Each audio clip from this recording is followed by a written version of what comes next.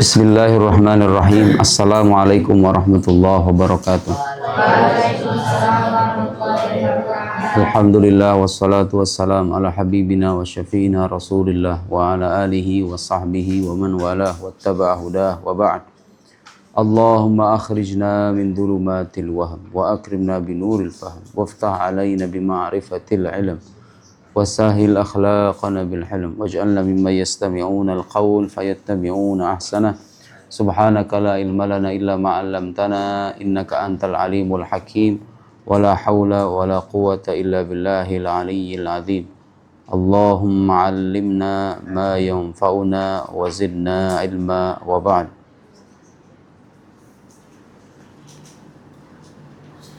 Terakhir kita sampai pada pembahasan mengenai turunnya wahyu pertama kepada Nabi Muhammad sallallahu alaihi wasallam yang terjadi di Gua Hira. Kemudian malaikat Jibril, rincian peristiwanya, malaikat Jibril datang membacakan wahyu.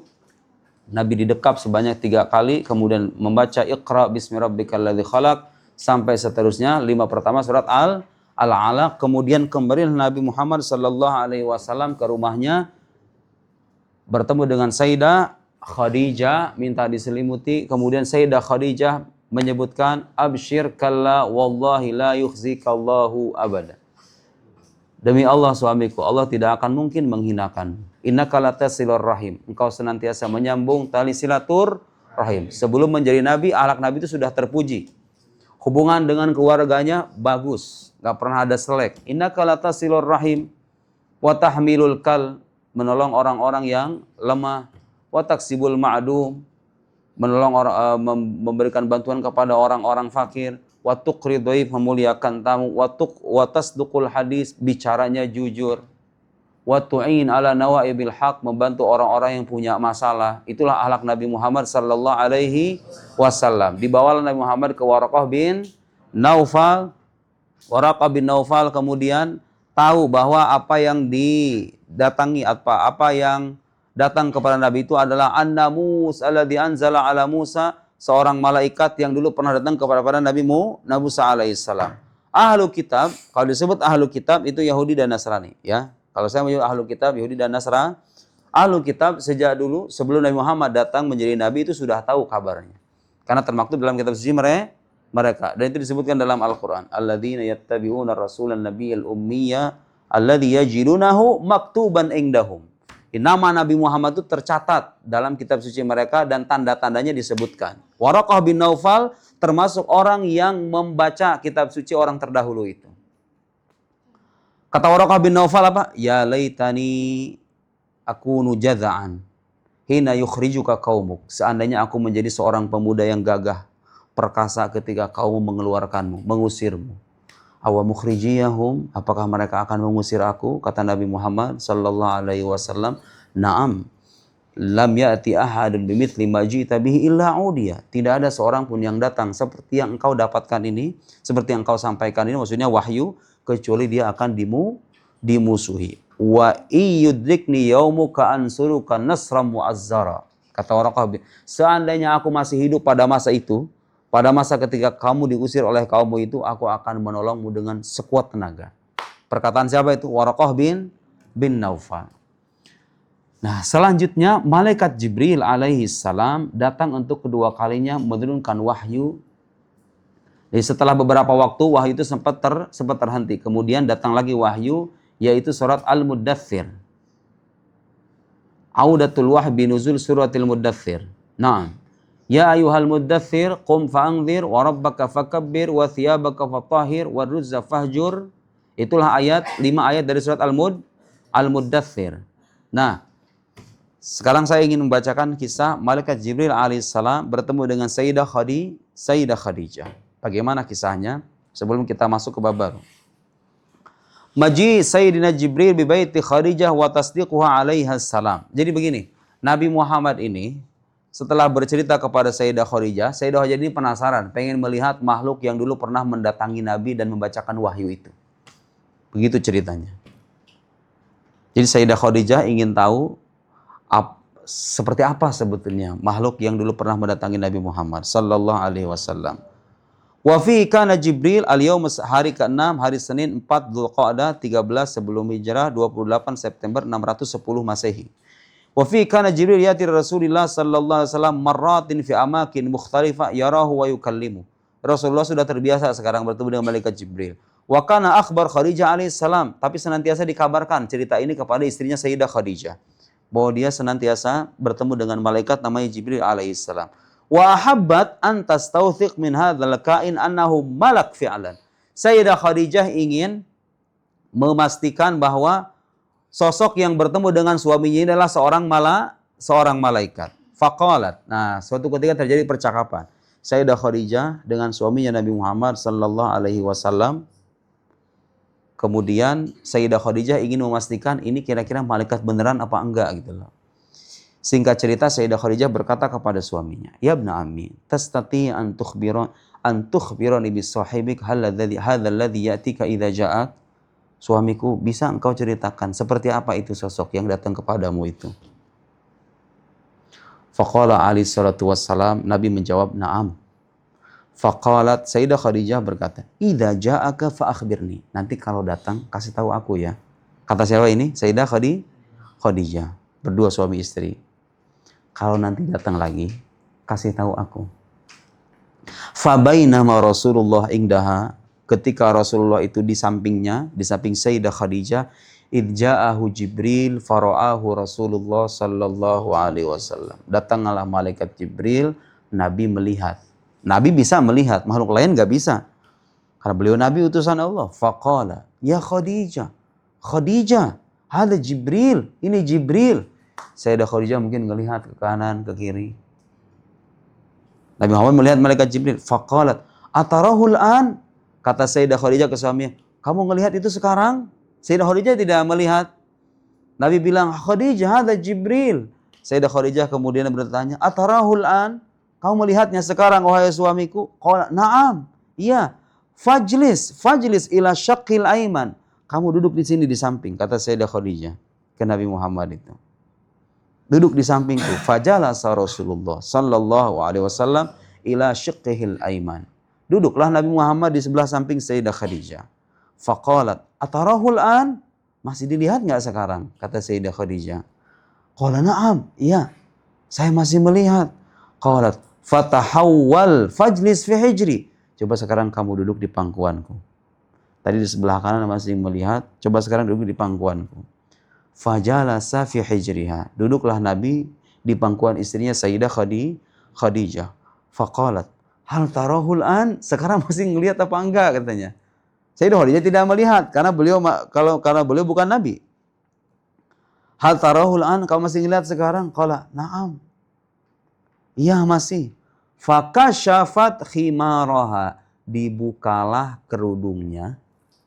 Kerudung Sayyidah Khadijah. Wa Rasulullah jalisun fi hijriha. Rasulullah posisinya duduk di pangkuannya. Sengaja Sayyidah Khadijah pengen ngetes. Ini roh baik atau roh jahat gitu loh. Dibukalah itu khimarnya. Dibuka kerudungnya. Faqalat hal tarahul an? Sekarang masih ngelihat gak? Qala la. Sekarang udah gak ada. Qalat Khadijah, ma kalau begitu. Jadi Sayyidah Khadijah membuka kerudungnya tujuannya apa? Memastikan ini roh baik atau roh jahat. Kalau roh yang baik, dia akan pergi. Karena melihat aurat perempuan. Paham maksudnya? Tapi kalau dia roh jahat, pasti dia nggak akan pergi. Karena yang jahat suka menyukai yang buruk-buruk. Ya paham maksudnya? Paham nggak? Nah ketika tahu bahwa ketika beliau membuka jilbabnya, malaikat ini pergi. Artinya setelah itu yakin bahwa sosok ini bukan setan, melainkan malaikat. Jawaban Sayyidah Khadijah ketika melihat malaikat Jibril pergi, ketika beliau membuka jilbabnya, mahadza bisyaitan. Ini bukan setan, pasti bukan setan. Kenapa? Karena ketika beliau membuka aurat, langsung pergi. Berarti tanda ini roh baik bukan roh jahat. Mahadza bisyaitan. In hadza la malak ya ibna ammi. Suamiku, ini adalah malaikat. Fathbut wa absyir. Bergembiralah. Wa qalat asyhadu anna. Nah inilah syahadat Sayyidah Khadijah ketika beliau memastikan bahwa sosok ini adalah malaikat. Sayyidah Khadijah kemudian bersyahadat asyhadu annaka rasulullahi haqqan wa anna ma ja'aka haqqun. Aku bersaksi engkau adalah utusan Allah dan aku bersaksi bahwa apa yang kau sampaikan adalah kebenaran. Setelah Sayyidah Khadijah memastikan bahwa ini adalah seorang malaikat. Jadi yang pertama, awal man amana minan nisa, yang pertama kali beriman dari kalangan perempuan siapa? Sayyidah Khadijah radhiyallahu anha. Apa pelajaran dari kisah ini, Nak? Malaikat itu senantiasa menyukai kebaikan dan tidak menyukai aurat perempuan. Artinya, kalau kamu pengen hidup diberkahi, hidup kamu senantiasa diberkahi, dilimpahi oleh kebaikan, belajarnya untuk menjaga aurat. Jangan sampai mengumbar aurat. Lihat, Sayyidah Khadijah ketika membuka khimarnya, sengaja itu ya, memastikan bahwa ini malaikat atau bukan. Ternyata malaikat tidak suka dengan pemandangan itu. Tidak suka dengan pemandangan aurat itu. Berarti artinya apa? Kalau bagi kita orang beriman artinya apa? Kalau kita tidak ingin dihindari oleh malaikat, berarti harus pintar-pintar menjaga aurat. Pintar-pintar menjaga aurat. Sekarang zaman HP, orang gampang mengumbar aurat di handphone. Atau itu lewat Instagram, pengen dapat like banyak, ya enggak? Atau di TikTok, pengen dapat saweran banyak. Katanya ada saweran di TikTok itu ya, bener nggak, Nok? Ada saweran bisa nyawer gitu kan, katanya bener nggak? Saya juga kata orang, saya nggak main TikTok, tapi katanya gitu. Kalau di TikTok itu ada saweran-saweran, ya nggak, Nok? Yang kita bisa dapat uang itu. Itu ada perempuan-perempuan yang kemudian menampilkan gestur tubuh yang tidak terhormat, kadang mengumbar aurat demi hal semacam itu. Malaikat tidak suka dengan hal semacam itu. Apa yang terjadi kemudian hari? Kita masuk ke episode baru lagi. Jibril yu'allim Rasulullah sallallahu alaihi wasallam al-wudu wassalah. Malaikat Jibril mengajari Nabi Muhammad wudu dan salat. Jadi salat itu sudah ada sebetulnya. Sebelum Isra Mi'raj sudah ada salat itu. Cuma belum 5 waktu. Jadi setelah Nabi mendapatkan wahyu dari Allah Subhanahu wa taala, selang beberapa waktu kemudian malaikat Jibril datang mengajarkan Nabi Muhammad bagaimana caranya bersuci dan salat. Jadi salat yang kamu kerjakan sekarang itu, tata cara wudunya itu asal muasalnya dari mana? Kita belajar dari ulama kita kan, dari ibu kita. Ibu kita dari kakek kita dari guru ngaji dari guru ngajinya terus menerus begitu sampai ke ulama-ulama besar, Imam Syafi'i kalau kita mazhabnya, Imam Syafi'i ke ulama-ulama sebelumnya sampai ke sahabat, sampai ke Nabi, sahabat melihatnya dari Nabi. Jadi kita ini salat kita ini asal muasalnya dari situ. Sahabat melihat dari Nabi, Nabi melihat dari malaikat Jibril alaihis salam. Malaikat Jibril wahyu dari Allah Subhanahu wa taala. Asal muasal ibadah kita itu. Bagaimana peristiwa itu terjadi? Sekarang saya akan ceritakan.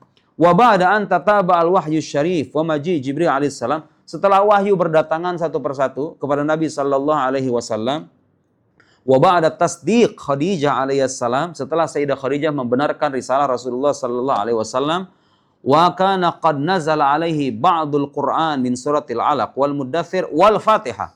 Setelah turun Al-Mudaththir, Al-Alaq, Al-Fatihah, setelah berkali-kali turun wahyu, fakana idza ja'ahu Jibril bil Qur'an li syiddati hirsihi ala talaqqil wahyi yuraddid ma Jibril bilisani.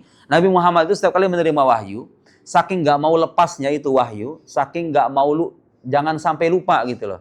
Saking beliau itu berkeinginan kuat untuk menjaga wahyu, selalu mengulang-ulang apa yang beliau terima dari malaikat Jibril itu, diulang-ulang sampai turun ayat Al-Qur'an, wala ta'jal bil Qur'an min qabli ayuqda ilaika wahyu wa qur rabbi zid la tuharrik bihi lisanaka li ta'jala bih. Kata Allah, kamu jangan menggerakkan lisanmu untuk buru-buru menghafal Al-Qur'an itu. Slow aja. Kalau bahasa kita itu begitu. Jangan terburu-buru. Nabi Muhammad senantiasa ketika mendapatkan wahyu ingin menjaga supaya jangan sampai lupa itu wahyu yang beliau dapat. La tuharrik bihi lisanaka li ta'jala bi inna alaina jam'ah. Tugas kami mengumpulkan wahyu itu. Ya Allah yang menjaga Al-Qur'an itu. Nabi Muhammad itu sallallahu alaihi wasallam sebagai penyampai pertama, Allah lah yang menjaga penjaga yang sesungguhnya. Al-Qur'an yang kita baca itu dijaga sama Allah Subhanahu wa taala. Wa Qur'ana fa idza qara'na fattabi' Qur'ana. Nah, kemudian ja'a Jibril ila Rasulillah wa huwa bi'ala Makkah. Beliau suatu ketika berada di dataran tinggi kota Mekah, malaikat Jibril datang. Fadaraba bimuakhirati qadamihil ard. Kemudian dia mengepakkan kakinya, tentu kaki malaikat beda dengan kaki manusia ya. Kita nggak tahu hakikatnya seperti apa. Dipukullah itu bagian bumi tertentu, fi wadin di sebuah lembah min audiyati Makkah fan fajarat minhuma. Kemudian lahirlah air. Fatawaddu'a Jibril. Malaikat Jibril mencontohkan cara berwudu. Wa Rasulullah yanzur ilaihi yurihi kaifiyat at-tahur lis-shalah. Rasulullah sambil melihat, malaikat Jibril mempraktekkan wudu. Basuh wajah, basuh telapak tangan, kemudian basuh kepala dan seterusnya. Rasulullah melihat praktek wudu yang diperlihatkan oleh malaikat Jibril itu, summa tawaddu'a Rasulullah. Kemudian Rasulullah itu berwudu. Jadi wudu yang kita terima ini asal muasalnya dari mana? Dari malaikat Jibril alaihissalam mengajari Nabi. Summa qama Jibril fasalla bihi. Malaikat Jibril kemudian salat. Wa shalla Rasulullah bi salatihi, dan Rasulullah salat dengan salatnya malaikat Jibril. Diajarin salat. Jadi salat itu sudah ada sebelum Isra Mi'raj, tapi durasinya totalnya belum 5 waktu. Jadi syariat salat sudah ada. Raq'atan fi kulli raq'ah sajdatan. Salat 2 rakaat, setiap rakaat ada 2 kali sujud. Tsumman sarafa Jibril alaihi salam, malaikat Jibril kemudian pergi setelah mengajari Nabi Muhammad sallallahu alaihi wasallam wudu dan salat. Nah, baru setelah itu kemudian muncul orang-orang yang masuk Islam setelah Sayyidah Khadijah itu. Setelah Rasulullah diajarkan tata cara salat, tata cara berwudu, datanglah kemudian sosok lain yang masuk Islam. Siapa yang pertama kali masuk Islam setelah Sayyidah Khadijah itu? Siapa? Yang hidup sama Nabi. Sayyidina Ali bin Abi Thalib. Yang pertama kali masuk Islam minas sibyan, dari kalangan anak kecil itu Ali bin Abi Thalib. Usianya sekitar 10 tahun, masih kecil. Wa fi lailatihi, hari Selasa di sini disebutkan 19 Dzulqa'dah 13 Oktober 610 Masehi. Wa fi lailatihi, di malam harinya, kana Ali bin Abi Thalib ya'ish ma'a Rasulillah wa umruhu 10 sanawat. Usianya 10 tahun. Wa arbat ashhur, 10 tahun 4 bulan. Fakana yataraddad baina baiti Rasulillah wa baina abihi Abi Thalib. Beliau senantiasa bolak-balik tuh, datang ke kamar Nabi, datang ke kamar ayahnya. Ayahnya namanya siapa? Abu Thalib. Abu Thalib siapanya Nabi? Pamannya Nabi. Fawajada Aliyan Rasulullah alaihi wasallam wa Khadijah yusolliyan. Sayyidina Ali kemudian menyaksikan Sayyidah Khadijah salat berdua dengan Nabi Muhammad sallallahu alaihi wasallam di ruangan. Faqala li Rasulillah. Sayyidina Ali kemudian bertanya sama Rasulullah, "Ya Muhammad, ma hadza?" Manggilnya masih Muhammad karena belum tahu bahwa beliau adalah utusan Allah. Manggilnya masih Muhammad ya, karena belum tahu bahwa ini adalah utusan Allah. Ya biasa namanya orang hidup satu rumah gitu kan. "Ya Muhammad, ma hadza?" Ini apa? Ini praktek apa kayak begini? Faqala Rasulullah, "Dinullah alladzi istafa li nafsihi wa ba'atha bihi rusulah." Ini agama Allah yang disampaikan kepada para rasulnya. Fa'ad'uka ilallahi wahdah la syarikalah. Ali, aku mengajakmu untuk menyembah Allah dan tidak menyekutukannya. Wa ila ibadatihi wa an takfur billata wal uzza. Dan hendaklah engkau mengingkari atau kufur terhadap Lata dan Uzza. Lata Uzza ini siapa? Berhala orang kafir. Ada 3 berhala besar mereka. Manat, Lata, Uzza. Faqala Ali, hadza amrun lam asma' bihi min qabl. Saya nggak pernah dengar beginian sebelumnya, karena ini ajaran baru. Falastu biqadin amran hatta uhaditha Abi Thalib. Aku tidak akan memutuskan sampai aku bicara dengan ayahku Abu Thalib. Kata Ali bin Abi Thalib. Fakariha Rasulullah ayafshi sirrahu qabla ayu alin amru. Rasulullah kemudian merasa nggak enak, khawatir ini kabar tersebar kemana-mana. Beliau pengennya diam-diam dulu, paham nggak maksudnya? Faqala ya Ali, idalam tuslim faktum. Ali, kamu kalau nggak mau masuk Islam, udah sembunyiin ini berita. Jadi beliau masih diam-diam, mengajak Sayyidina Ali secara diam-diam. Beliau bilang sama Sayyidina Ali, kamu kalau nanti nggak mau masuk Islam, kamu jangan sebarin ke orang-orang ya, soalnya bahaya. Fabata Aliyun tilka laila yufakir. Sayyidina Ali sepanjang malam itu mikir, ini kira-kira benar apa enggak? Kok ajaran baru ya? Selama ini kita nggak pernah mengenal ajaran kayak begini. Menyembah Allah yang esa, kemudian sholat, ada yang seperti ini. Mikir. Jadi mengganti keyakinan itu nggak mudah, no. Ada banyak orang di luar sana, mungkin agamanya Kristen, agamanya Hindu, agamanya Buddha dari kecil. Ketika dia masuk Islam, itu kadang-kadang nggak mudah. Mereka itu kayak perlu perjuangan. Karena keyakinan itu nggak mudah dilepas. Makanya rata-rata kalau kamu lihat orang pindah agama itu rata-rata nangis, ya nggak? Biasanya pada nangis kan? Tadi setelah berjuang keras dengan dirinya, melawan gejolak batinnya, itu nggak mudah loh pindah agama itu. Kecuali kalau bukan hidayah dari Allah. Tapi ketika hidayah itu datang, dia diberikan kelapangan, masuk Islam. Karena biasanya direspon dengan tangisan. Itu saya sering menyaksikan tuh orang-orang mu'alaf ketika pindah keyakinan, itu disusul dengan tangisan semacam itu. Karena itu nggak mudah. Sayyidina Ali sendiri ketika ingin masuk Islam tuh mikir semalaman suntuk. Wa fi duha hadzal yaum. Nah, waktu baru di keesokan pagi harinya di waktu duha, jaa Ali bin Abi Thalib ila Rasulillah. Datanglah Sayyidina Ali kepada Rasulullah sallallahu alaihi wasallam. Faqala, "Madza aradta alayya Muhammad?" Muhammad, kemarin kamu bilang apa sama aku? Nanya lagi. Bilang sama aku kemarin? Faqala lahu Rasulullah menjawab, "Tashhadu an la ilaha illallah wahdahu la syarikalah wa takfur billata wal uzza wa tabra minal andad." Bersaksi tiada Tuhan selain Allah, Muhammad utusan Allah, kafir terhadap Lata dan Uzza, dan tidak musyrikan Allah.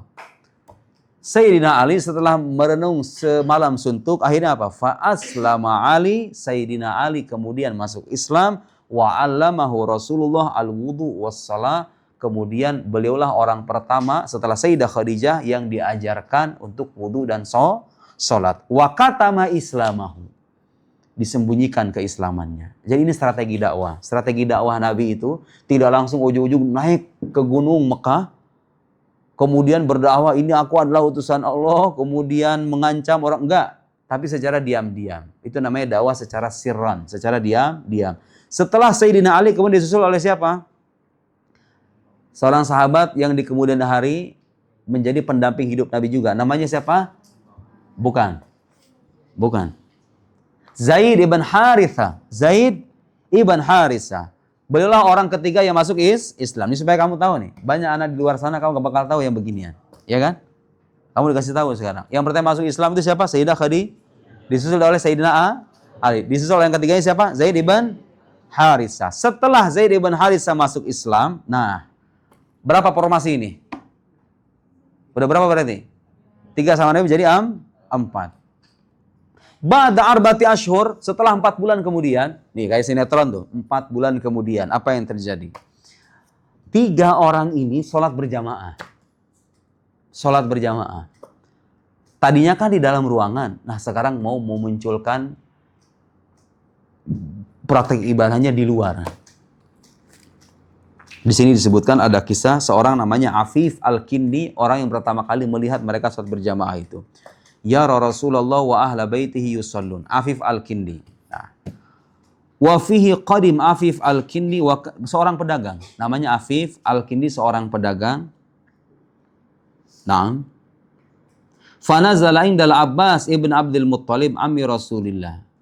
Nah, beliau singgah di rumahnya Abbas bin Abdul Muttalib, seorang pedagang, seorang namanya Afif Al-Kindi, singgah di rumah. Siapa Abbas ini? Siapanya Nabi ya? Pamannya Nabi. Bagus. Singgah di rumah pamannya Nabi. Falamma tala'atis syams wartafa'at fis sama waqtaz zawal wa Afif yatatalla ilal Ka'bah. Afif kemudian ketika udah siang hari begitu, dia melihat pemandangan di Ka'bah. Kharaja syabun. Pas dia menolehkan pandangannya ke Ka'bah, keluar seorang syab, seorang pemuda min khaymah qaribah min baitil Abbas, dari tenda yang tidak jauh dari rumahnya Abbas, seorang pemuda. Fanadhara ila sama, kemudian dia melihat ke langit, tsumma ja'alal Ka'bah amamahu, kemudian menjadikan Ka'bah di posisi di depannya. Begini. Afif Al-Kindi ngelihat dari ada jauh, dari kejauhan, ngelihat ada orang kok kayak begitu ibadahnya. Biasanya mereka pada nyembah berhala, ini beda sendiri. Falam yathbat hatta kharaja minal khaymah gulam, tiba-tiba disusul tuh sama orang lain, sama anak muda lain. Faqama an yaminihi, kemudian berdiri di sampingnya. Falam yalbat hatta kharajat imra'ah min nafsil khimah. Tiba-tiba datang perempuan dari tenda yang kurang lebih sama. Faqamat khalfahuma, kemudian berdiri di belakangnya. Makanya syariat salat dari sampai sekarang kayak gitu ya, perempuan itu ada di belakang. Siapa itu perempuan ini maksud? Sayyidah Khadijah. Faraka asyab, faraka al-gulam. Pemuda itu ruku, kemudian yang anak mudanya juga ruku, yang di belakangnya ruku. Wal mar'ah, dan perempuannya juga ruku. Farafa asyab, farafa al-gulam. Dia mengangkat kepalanya dari ruku, yang lain juga sama ikut. Fa kharra syab sajidan fasajada ma'hu. Yang ini sujud, yang ini juga sujud. Qala Afif lil Abbas. Afif berkata sama Abbas, pamannya Nabi itu. Ya Abbas, amrun azim. Abbas, ini ada peristiwa besar Abbas. Kata Abbas, amrun azim. Atadri man hadza? Kamu tahu ini siapa? Kata Abbas bin Abi Thalib. Qala Afif, kata Afif, la, saya nggak tahu. Qala Abbas, Abbas kemudian berkata, Muhammad ibn Abdul Muttalib ibn akhi. Ini ponakanku, Muhammad namanya. Atadri manil gulam? Kamu tahu siapa itu anak muda yang di belakangnya? Afif menjawab, saya nggak tahu. Abbas kemudian berkata, hadza Ali, Ali ibn Abi Thalib ibn akhi. Atadri manil mar'ah allati khalfaha? Kamu tahu siapa perempuan yang di belakangnya? Kata Afif, saya tidak tahu. Kata Abbas, hadi Khadijah binti Khuwailid zaujatu, itu istrinya namanya Khadijah. Wa hadza haddatsani an. Nah, orang yang satu ini nih, kata Abbas, pamannya, belum masuk Islam ya, belum masuk Islam. Ini ponakanku ini bilang, dia bilang apa? Anna rabbaka rabbus sama wal ard. Tuhanmu itu Tuhan pemilik langit dan bumi. Amaruhu bihadzal ladzi tarahum alaih. Dia memerintahkannya untuk menunaikan ibadah seperti yang kamu lihat itu tuh. Tuh kayak gitu tuh. Ibadahnya kayak gitu tuh. Kata siapa? Kata Abbas bin Abdul Muttalib kepada temannya. Qala Afif. Afif kemudian berkata, "Fama hadzal ladzi yasna?" Mereka lakuin apaan ini? Mereka lakuin apaan ini? Kata Abbas, yusolli.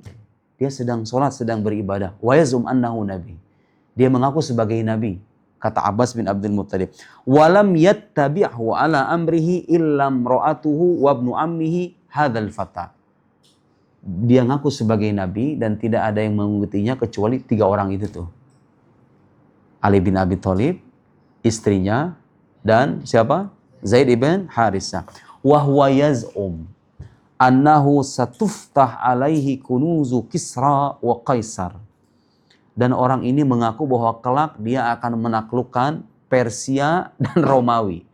Jadi dulu itu Nabi itu jadi bahan ejekan. Karena Nabi itu mengabarkan sejak awal bahwa di tangannya akan terbuka, akan takluk Persia dan Romawi. Orang-orang Arab, jadi kamu perlu tahu di zaman Nabi itu ada 2 kerajaan besar. Namanya Persia dan Romawi. Kerajaan adidaya. Hampir nggak terbayang di kepala orang-orang Arab bisa mengalahkan 2 kerajaan adidaya itu, 2 imperium adidaya itu, Persia dan Romawi. Saking gagahnya, saking berkuasanya, kekuasaan mereka membentang luas, dan mereka itu nggak membayangkan ada orang bisa menaklukkan Persia dan Romawi.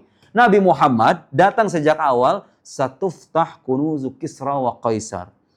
Bahwa Kisra, kekayaan Persia, Romawi, semua itu akan takluk kelak. Ada yang percaya nggak ketika itu? Nggak ada yang percaya. Nggak ada yang percaya. Terheran-heran orang. Tapi di kemudian hari terbukti apa enggak kabar Nabi ini? Terbukti apa enggak? Terbukti Persia hilang dari sejarah, Romawi juga hilang, tersebarlah ajaran Islam. Wallahu a'lam ala dhahril ard. Wallahi ma a'lam. Demi Allah ma a'lam ala dhahril ardi kulliha ahadan ala hadha din ghairu haula'i tsalasa. Kata Abbas bin Abdul Muttalib, demi Allah aku tidak pernah melihat agama di alam muka bumi ini kecuali yang baru, kecuali agama 3 orang itu. Selain agama 3 orang itu. Tidak ada maksudnya yang mengikuti agama ini kecuali 3 orang itu aja. Kata Abbas, karena ini agama baru ya. Agama baru. Yaqulu Afif. Afif di kemudian masuk Islam. Afif, Abbas masuk Islam dua-duanya di kemudian hari tapi belakangan. Waridtu law aslamtu hinaha fa'akunu thalith thalathah ba'da Ali. Afif ketika bercerita tentang kisah ini, berkisah, aku berharap ketika itu aku menjadi orang ketiga yang masuk Islam setelah Ali bin Abi Thalib dan Khadijah radhiyallahu anha. Setelah Sayyidina Ali, kemudian Zaid bin Harithah, orang selanjutnya siapa lagi? Ba'da usbu'ain, sekitar 2 minggu kemudian, siapa yang masuk Islam itu? Abu Bakar As-Siddiq. Disusul oleh siapa lagi dari kalangan budak? Bilal radhiyallahu anhu. Kemudian siapa lagi?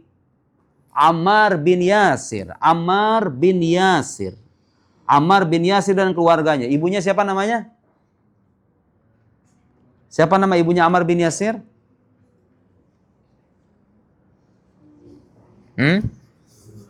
Siapa Bayu namanya? Fulus. Al-Duji Fulus. Kamu giliran begitu aja. Langsung pada jawab. Kenapa sih nggak pada jawab? Nggak jadi Fulusnya juga lah. Oh, tanya Kitmir doang, oh tak. Dikit-dikit jawabannya siapa namanya? Kitmir.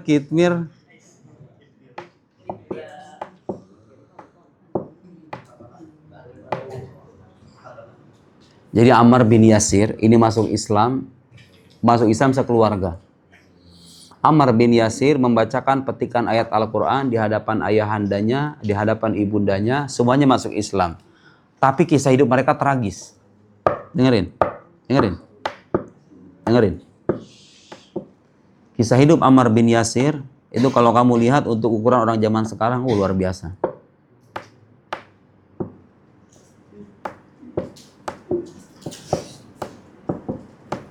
Ammar bin Yasir itu salah seorang sahabat Nabi Shallallahu Alaihi Wasallam, masuk Islam dengan keluarganya. Bapaknya berarti siapa namanya? Yasir. Ibunya namanya Sumayyah. Sumayyah. Awwalu syahidatin fil Islam. Yang pertama kali mati syahid dalam sejarah Islam minan nisa itu adalah Sumayyah, ibundanya Ammar. Ammar ini anaknya. Ayahnya namanya Yasir, ibunya namanya Sumayyah. Mereka disiksa sama Abu Jahal di tengah padang pasir yang terik. Yasir dikubur hidup-hidup setengah badan. Ininya doang nih yang muncul begini. Di tengah padang pasir yang terik, Yasir, ayahnya Ammar, itu dikubur hidup-hidup. Kemudian Sumayyah